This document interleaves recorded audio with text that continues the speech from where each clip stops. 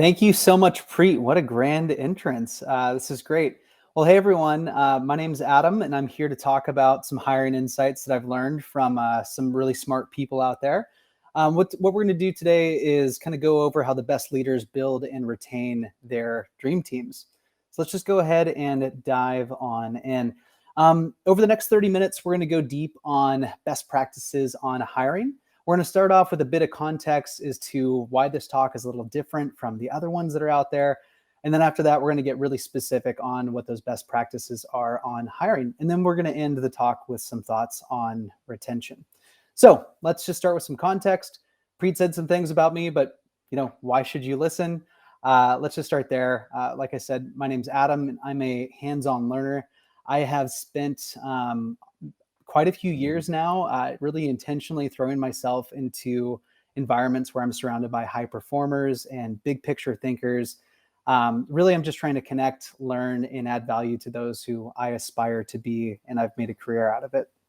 More recently, since about 2016, I've hosted over 200 dinner or lunch and sometimes breakfast events where about 20 to 30 different design executives or product executives would join us for a facilitated discussion over several hours. So these aren't just people that I'm, following on Twitter or connecting on LinkedIn. I get to spend time with these folks, which is really cool. I've spent maybe, hundreds for sure, possibly thousands of hours in these deep conversations in these small environments. And it's totaled to about 5,000 different people to date. So at every single one of these events, what's happened is we have these facilitated discussions. And usually it's around an open-ended question around what is everyone's top challenges. And a handful of topics continuously come up over and over again. And one of those topics is hiring. At the first leadership dinner that I ever hosted for the Design Leadership Forum when I was with Envision, a quote was said by an attendee, and it just really stuck with me. And it was this. Someone stood up after some really good food and some good wine. And they said, hiring is the most important part of my job. They also said it's the most exhausting part of their job, but that's not here.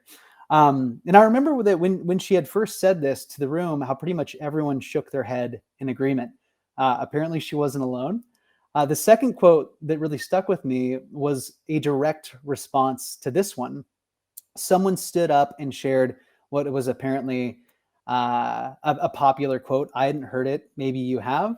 And that's that leaders spend 10% of their time recruiting and 90% of their time making up for recruiting mistakes.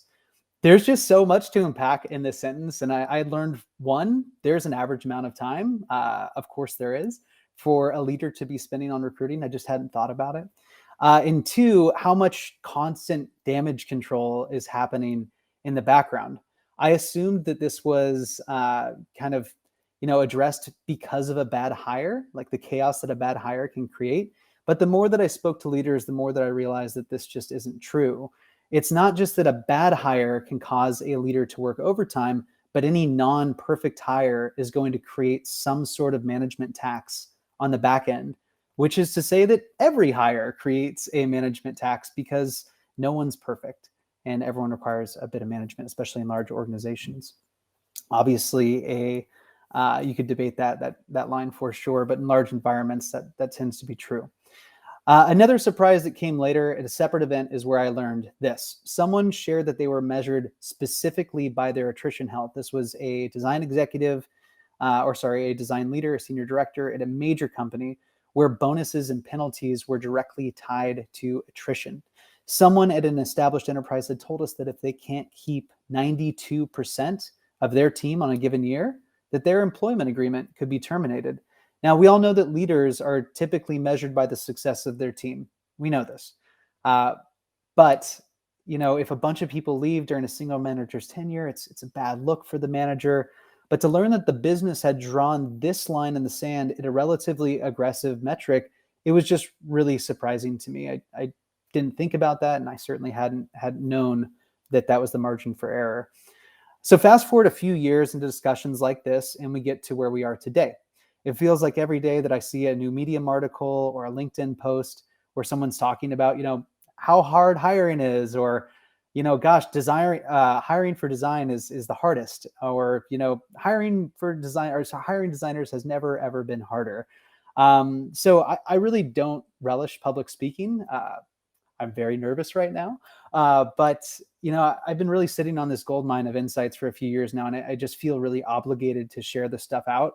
The more that I see these articles, the more the pressure comes, and so I kind of took Preet's call and decided, yeah, I'll go ahead and synthesize some of these notes and share out with you all the things that I've been sitting with for a little while here. So I'm going to share all the best practices that I've learned from all of those discussions, those 200 of them, plus the 100 plus webinars that I've had with these folks as well, plus some of the stats that we've gleaned from industry reports and surveys that I've run over the years. So before I share all that stuff, I want to point out the biggest pattern that stood out, not just from the 1,000 leaders who directly contributed to those surveys on hiring, but the broader group of roughly 500. And it's that no one has the right answer, particularly on hiring. Every leader is going to have their own style and their own kind of recruiting production. And that's totally 100% okay. It's okay because we're dealing with team building. We're dealing with, people, and this is an art and a science. It's also okay because at the time of writing this, everyone that I had talked to, not a single one of them had gone to school for recruiting. No one even attended a single class, because at the time when these current executives were in school, there were no classes for recruiting. Even in most, advanced leadership curriculum, recruiting just isn't covered, or at least it wasn't covered. Yeah, sure, there's some seminars and there's some workshops on this stuff if you knew where to look, but for the most part, leaders are figuring this stuff out on the fly. So if you feel lost on hiring, just know that pretty much every other leader has felt that, or they feel it right now. So with that said, you officially have permission to fail and to screw up everything that I'm going to be talking about today, and just get your hands dirty and run with it. So let's go ahead and dive into all things hiring, how to the best build their dream teams. So we're going to split this up into two parts. The first part is going to talk about recruiting in the short term. This is what we call active recruiting. And then we're going to talk about long-term, which a lot of folks refer to as passive recruiting. Part one is going to address how the best leaders think and act on short-term hires. So we're going to share best practices for everybody that needs to get a butt in a seat right now, or probably yesterday. There's a number of different scenarios that lead to this under the wire hire, and I'll try and help about 80% of them with some of the tactical insights that have been shared with me to date. Part two is going to address the long game. This is where great design leaders deliberately invest time month after month developing sustainable and effective long-term recruiting muscles. And we're going to refer to this again as passive recruiting. So let's start with the right here, right now. Let's go ahead and give you the guide and through what's going to be kind of a short-term tactical checklist, where we're going to ask a set of questions. There's 5 superset questions that can be thought of as a question-based roadmap. And we're just going to work backwards from the very, very beginning. So question 1 might seem really obvious. Do you actually need the person? I realize this sounds ridiculous. You might be thinking, of course I need this. Why else would I be here listening to you? But just like any design challenge, we need to validate that there's a need for a role. So get really clear on the problem that you're trying to solve for and the ideal outcomes that this person needs to deliver. So many managers bring in people without a clear vision, and it can lead to a ton of confusion for the new employee. And if I just described you or the position that you're trying to backfill, no worries, just slow down and validate the role. Ask yourself if you actually need the hire. And if you do, there's a spill down question, which is, are you sure that you need a full-time employee for this? Do you need to rush it? Or can you maybe go off to an agency or a contractor? If the answer is yes, let's go ahead and move on to the second question. Can you tune up the process really quickly? What I mean by this is there's a candidate journey, and we're going to talk about that later. But really quickly, you want to look at your entry point and examine all the touch points that go all the way from someone learning about the job to onboarding. What are the weakest points in your candidate's journey, and can you improve them really quickly? If you don't know what the weakest points are, just go ask some folks that you recently hired and just kind of straw poll it. And if you think that something can be done relatively quickly about those things, tune it up really quickly. We're looking for the Pareto principle here. So what's going to deliver 80% of the value with 20% of the energy? After you do this, you're going to optimize your recruiting scorecard. If you don't have this, you need it. This is something that is going to really help us interpret the data that we're going to receive during the interview process. There are tools out there that make this pretty easy, like greenhouse.io. That's the one that we use now and we used in our last job. This scorecard can honestly be a talk on its own, because a lot of the scorecards out there, in my opinion and in others' opinion, measure the wrong things. But we're going to just do a really quick scorecard tune-up and unfurl this just for a second. Your scorecard is here to minimize bias and interpret really complicated data. Humans are full of bias. As designers, this. We can be really poor interpreters of data. Again, this. The scorecard is really just a tool to help this make this experience as objective as possible. Now, your interview should be trying to answer 3 major questions. 1, can the person do the job? 2, are they going to make the team better and positively impact the culture? And 3, do we fit into their life? Each of these questions are going to have sub-questions, of course, but these are ultimately the things that you're trying to answer, and your scorecard helps you make sense of that. And if you're asking behavioral questions, and I hope that you are, then you can simply create some high priority questions in a point-based slider based on their answer. Your questions aim to give you just enough information so that you can create a score for the specific dimension of the job that you're looking to recruit for, because you're not looking to recruit a unicorn who can do everything. You're looking to hire for a single role. That's how the best leaders do it. Let me just show you a quick example of what I mean. And we'll just take one of these questions. We'll take can this person do the job? So let's take my position, head of DesignOps at DocuSign. If I was hiring a design program manager, I need to make sure that they can do sprint planning. And one of the things that happens during the sprint is that it goes wrong. The plan just goes haywire. So I need a scorecard to help me understand if the candidate can do the job without just asking, can you do sprint planning?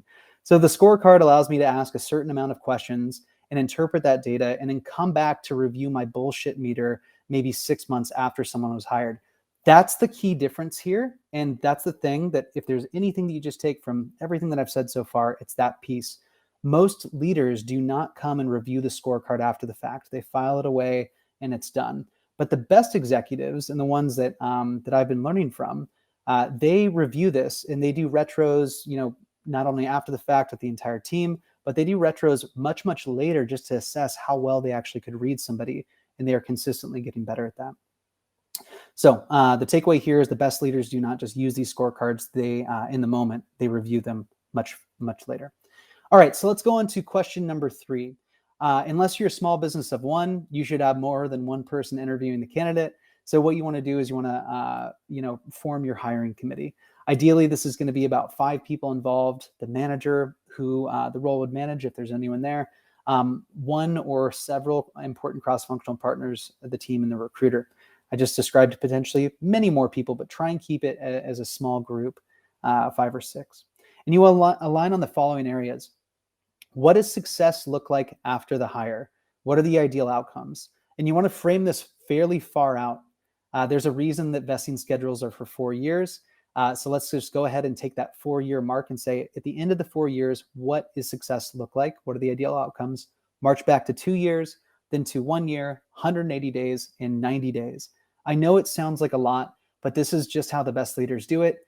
Since I learned about this, I've subscribed to this model as well, and I've only hired a handful of folks, but using this approach, it has yet to fail me. It's worth the extra investment, and it's really not that much time. It's really maybe a few hours of talking through some of these questions with your peers. So after you know what success looks like, align on the interview questions that you're asking. You're going to update that scorecard accordingly, and everyone has to ask at least some of the same question. Ideally, the mission critical ones. It's the make or break for if the job's going to be successful, and also if the person is going to be able to add value to the culture. So before you start interviewing, you also want to address bias in a group discussion, not one-on-ones. There's a lot of different biases that you could call out. Name the ones that are the most important for your practice. I would recommend the three that are probably the most important are primacy, recency, and confirmation bias. We need everyone to remember that we're hiring for a specific function who can drive those outcomes that we had discussed, and make sure to remove all of the bias baggage that we all carry. The last thing is you want to confirm the process, make sure everyone knows what is about to happen. This should be a joint presentation between the recruiter and the manager. And you're going to launch this thing like it's a marketing campaign. We're going to use the analogy of fishing with a net and a spear. The net is your awareness plays. This is where you throw out the net, you try and catch as many fish as possible. So you're posting on the usual spots: LinkedIn, Twitter, Facebook. The difference here is something that I've learned from some really smart folks out there is they tell their entire team to kind of post on staggering days so that they can take over the bandwidth, so to speak, on all these social channels rather than a single shot fired. You want to have a bunch of small bullets fired over several days rather than a single cannonball at the same time. So that's the net. The spear is going to be a smaller group, perhaps everybody on the hiring committee, but definitely you. You need to go fish in the exact places where your ideal candidate is hanging out.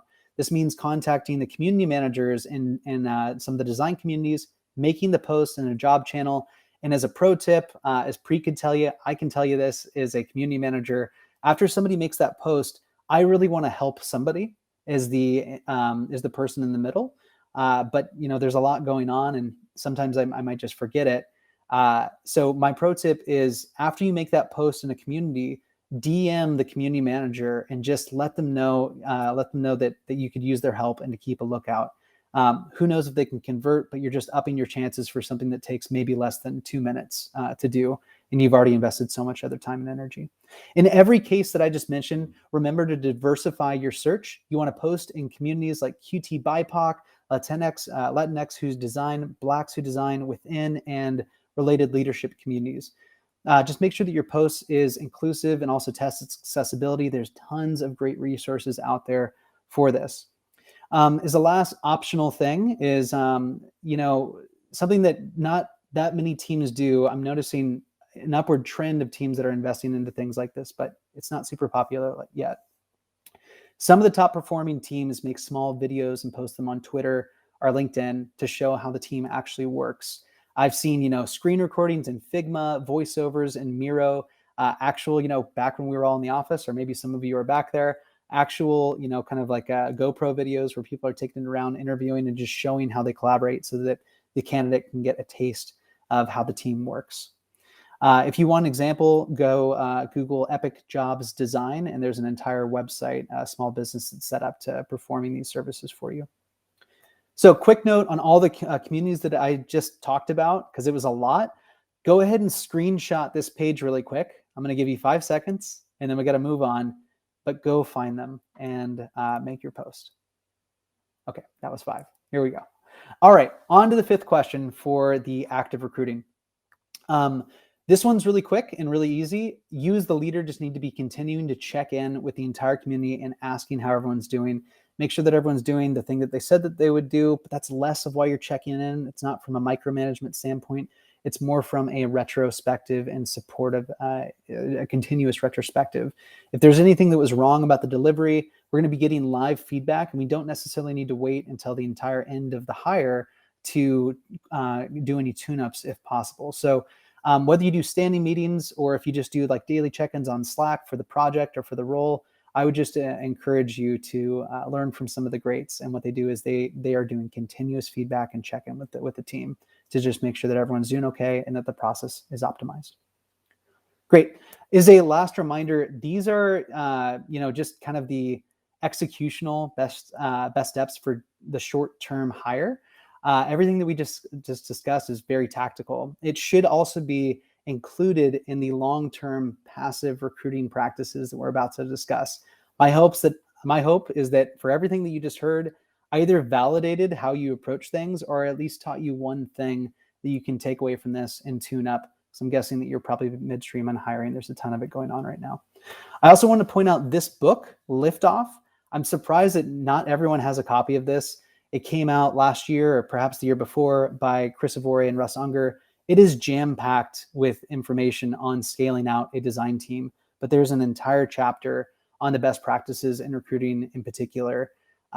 Page 3 is going to fan out on some of page 53 is going to fan out on some of the things that we just talked about here. All right, so that's the short term. That was all things active recruiting, and those were the top 5 questions that you should be asking based on the greats that I've learned from. Let's go ahead and move over into the long term. Let's dive into the practices and even some of the habits of the most well-respected design leaders and how they build their dream teams over the long run. Let's talk about first is to the framing of this. How do leaders even think about building out a recruiting practice? A chief design officer once told me that building a sustainable recruiting practice is nothing without sustainable culture and a strong evangelism muscle. So it shouldn't be surprising to learn that 25% of a leader's time goes into recruiting, either actively or passively. And when I was splicing through the data that I gathered over the years, I found that this number, while it's high, it's actually conservative if you filter by the company size. For rapid growing teams, this number was closer to 40, 45, or even 50%. Just the other day, I did a quick pulse check because my data was a little out of date. And I just checked on Twitter, and Peter Merholtz jumped in with a bit of validation, saying that, yeah, as teams are scaling, these numbers throttle way up to about, he says up to 50% of their time recruiting. Let's go ahead and show you what the data is while we're on the topic of time. Let's just zoom out a little bit and look at the average time recruiting over the last 2 years or 3 years. It appears that as time goes on, leaders are spending more time on all things recruiting. I asked the same question 2 years apart. The question was, how much time do you spend recruiting? The question is flawed, of course, because it's so broad, but it's the same question, so the answers are calibrated. So it gives us directional insights, right? The dark purple shows responses from 2019. The light purple is 2021. And the punchline here is that leaders are spending more time recruiting, both actively and passively. And if we know now that in 2021, design leaders should carve out at least 25% of their time recruiting, what does that actually mean from a passive lens? We already talked about the right here, right now, but what about building out the full practice? According to top design leaders, passive recruiting starts with foundation building and foundation reinforcing. So what sits at the center of a great recruiting practice?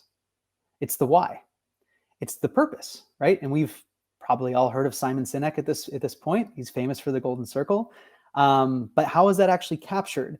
Well, it's captured in a strategic narrative, which is a story. Great leaders know the power of story, and they inject it into their recruiting practice directly. For the entire company, there should be a strategic narrative that, just like an OKR, can spill down and take a localized version at the org, then the department, then the team, then the individual. If you don't have it, no sweat. The best leaders still craft their story even without that top line strategic narrative for their entire practice. And they put this into motion for all things recruiting. As my friend Michael, who's the author of Story 10X, says, people do not just buy the product, they buy the story that's attached to it. And this is true in recruiting as well. We don't just join a team, we join a story. And when we're being recruited to, we don't just join that story, we start attaching our identity to it, and we start telling ourselves a story about what that story actually means to us. So it's very Inception right now, I realize, but the point is that without that, it's going to get localized anyway, so you might as well control that narrative. So as you start working on your story, you might be freaking out. You might be thinking, we don't have a ton to brag about here. Or how can I compete with a FANG, right? Fear not, this exact topic came up over the years, and the network totally has you covered. The top advice around story is really simple, and it's super effective. And that's to place the value prop at the center of your narrative. If you can do this, almost every single aspect of your team can be turned into a strength.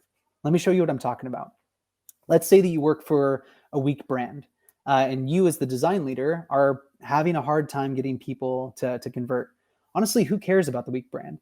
You as the leader can promise your candidate you'll develop them so they're going to leave as a stronger professional than when they arrived. And according to Gallup, millennials value professional development above all other work benefits. It's the single most important reason why they stay at an organization.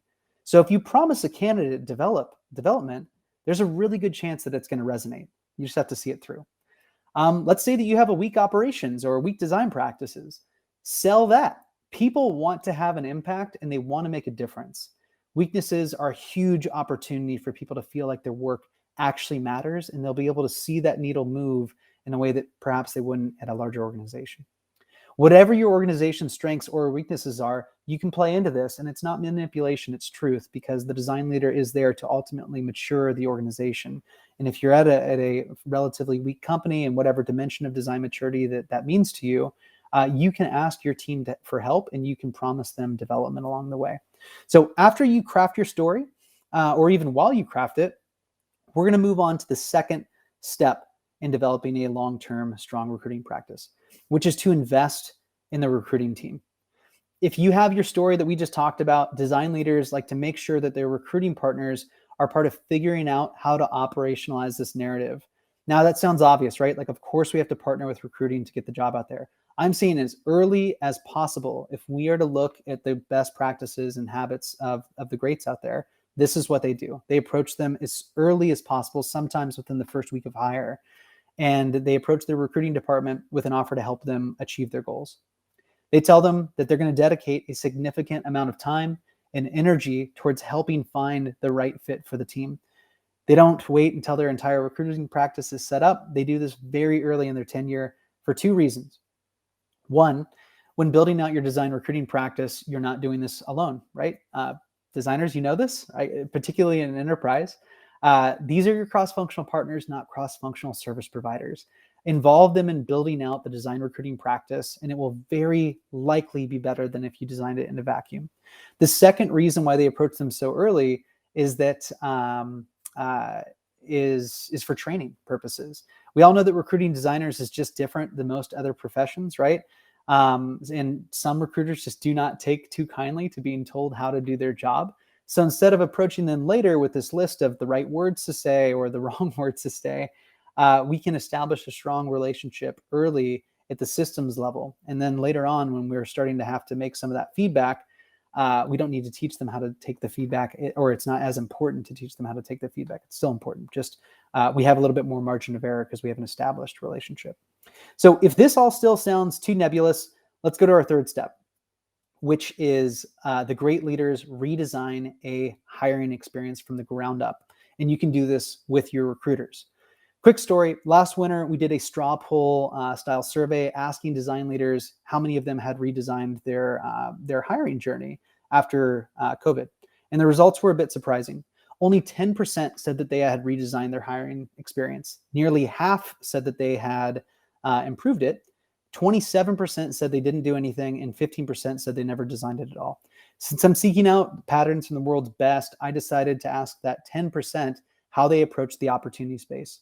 And in one virtual roundtable, an entire room of design executives had agreed, approach it like a design problem. They had service designers map out the user journey of a candidate, reinforce the peak moments, and focus on the weakest points, and then reimagine them. The difference between this and the point that we covered in the short term earlier is the same difference between process improvement and a redesign. A process improvement is just that. It's an improvement of something that already exists. But a redesign is total blue sky, right? So when these leaders completed their user journey audits, they didn't just improve them, they rebuilt the touch points from the ground up in a remote first world. So after we have our story, our empowered recruiting team, our new hiring experience, it's time to bring all this down to the ground level and inject our strategic narrative, our strategic recruiting narrative directly into the touch points. As one leader told me, the story is the oil that greases the engine, but you have to pour the oil in. And that's what we're doing right here. We're pouring our story right into that hiring experience and activating it for our candidates. And like a good advertising campaign, your story is manifested into every aspect of the candidate journey. At Discovery, this message should influence the announcement tweet, the job description, the job application confirmation page, the confirmation button, the email that gets sent out from the recruiters, and so on and so on. Every single candidate touch point has your strategic narrative at the center. This isn't just to be consistent for consistency's sake. By weaving in your value prop into your recruiting message for every single role, you're actually reinforcing the strengths and shoring up your weaknesses. Because like we've said for the third time on this call, you're not recruiting to everybody. You're recruiting to a specific person. You don't need the unicorn, you need the team fit. And a clear story operationalized in your candidate journey will help do the work for you. If you, it's not going to remove all the work, but it's certainly going to make finding the dream candidate much easier. The fifth and final step to a long-term recruiting practice is building in this muscle around a strong habit of consistent outreach. This starts with you, but even with all the systems that we've set up, the leader still needs to do the outreach, but they don't have to do it alone. You can brute force this one by yourself, but I recommend taking a page out of some of the best books. A popular tactic that I've heard is that a design leader will start a simple a simple doc, a spreadsheet, has 2 tabs on it. Tab 1 is a list of the coolest experiences that everybody on the team uses. So it could be an iPhone app, a service experience, anything goes. If it was a design that impressed the team, everybody is encouraged to drop that into that first tab. Kind of has to be a newish thing, and we'll get to that in a second. Tab 2 is a list of interesting people that are out there that people would want to work with. They're talking about some interesting ideas on social, or the way that they show up on social is really interesting and appealing. Maybe they have a really cool dribble portfolio. Conferences that they're putting on or speaking at, Medium blogs, list goes on. So what happens after this thing is built, and after the leader tells the team why they're building it, everybody builds in a consistent review at their team stand-ups. The team addresses the most interesting additions during their weekly stand-up. And so what happens there is someone is assigned to reach out to the person on tab 2, or the person responsible for making the great experience in tab 1. It does kind of become a little bit of a game of detective, but everybody is assigned of the most interesting pieces out in the world that they saw that they want to connect with, just for a meet and greet. If that sounds confusing, stay with me for a second. So a lot of people just do informationals. If you don't do this, it's a really, really strong thing to add into your life. Someone gave me that advice years ago, and it's honestly been like a career maker for me. So I encourage that you should be doing, a call with somebody else in the design world about once a week. So forgive me if I made an assumption that everyone's already doing informationals. Okay, so back to this. If an informational sounds too heavy for everyone to assign out to their team, it doesn't have to be that heavy. You should still assign for every person to go out and make a touch point with whoever made that experience or whoever was on that second tab. It just doesn't need to be a request to do a call. It can just be, a reply to a tweet. It could be a LinkedIn post. It's just starting a relationship. You're trying to expand the design universe and at the same time make it smaller by creating more weak and strong ties between your team and those who you at some point would like to recruit in. So when we're talking about kind of time spent recruiting earlier, something I was hinting at is that the best leaders that are out there, the ones that I respect the most, not that all things are the world according to Adam. I've just seen so many different styles of leadership, and I've looked at the ones that are really effective and the ones that are really highly respected. If I look at that group of individuals, they spend quite a bit more time passively recruiting than almost everybody else. Here's a quote from Bob Baxley. I believe that he just spoke earlier today. Bob is one of those strong leaders that I'm talking about. And I love this quote that he shared with us when we did an old InVision report together, where he showed his hand a little bit. He said, I recommend that 15 to 20% of a leader's time goes into strategic outreach. And I've seen Bob do that. So with strategic outreach, all you're really doing is future-proofing your team. And honestly, for you as an individual, you're future-proofing your career.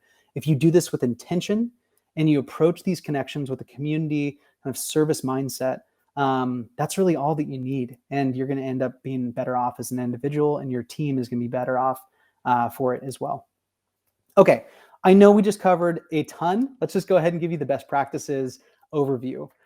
Sorry for the ugly slide. I just realized before I was presenting that I didn't have something like this, so I put it together really quick. As far as active recruiting, we need to validate the problem, align on the vision that we're doing. We're going to try and tune up the process as quickly as possible. We're going to make sure that the hiring team is aligned on what success looks like, on how we're supposed to be working together, on who's doing what. We're going to prepare for the launch. We're going to make sure that we are deploying that out with with a net as well as a spear, and that we're going to take an inclusive and accessible approach as well. And then we're going to constantly be iterating, hopefully from every candidate, although that's not always possible. More long-term passively, what we're going to be doing are these 5 things. You're going to establish that story by putting the value proposition in the middle of it. You're going to invest in your recruiting team. You're going to redesign the hiring experience, and you're going to weave that story into the candidate journey. And the last thing is you're going to continuously be outreaching. So that's it. We're going to give you some closing thoughts on retention. That's a whole different talk. But when our leaders do think about their retention, they think about 2 things. One is culture, which is a whole nother talk by itself. And the second one is the overall employee experience. Now, the experience starts with the things that we've already talked about, right? But it also continues on into two other things, which is the onboarding and offboarding. So we've got our active and passive recruiting strategies. And then we also have how does the onboard happen and how does the offboard happen? And if we put all this together, we have the beginning of an end-to-end employee experience. The first three circles in many ways are the input or the on-ramps, and eventually we have to design for the off-ramp. Now, I say the beginning of an end-to-end experience because obviously the center thing is missing, which is the employee experience. I was really surprised to hear from some of these top performers, these top executives, that they actually separate building out the full end-to-end experience with these four buckets here. And I asked them, I felt really embarrassed. I said, okay, so this now is finally, we've got the end-to-end experience, but why do you separate the outside four dots? Why is that different from time in the office? And what they had said is, they said, because we don't control the culture once people are on the inside.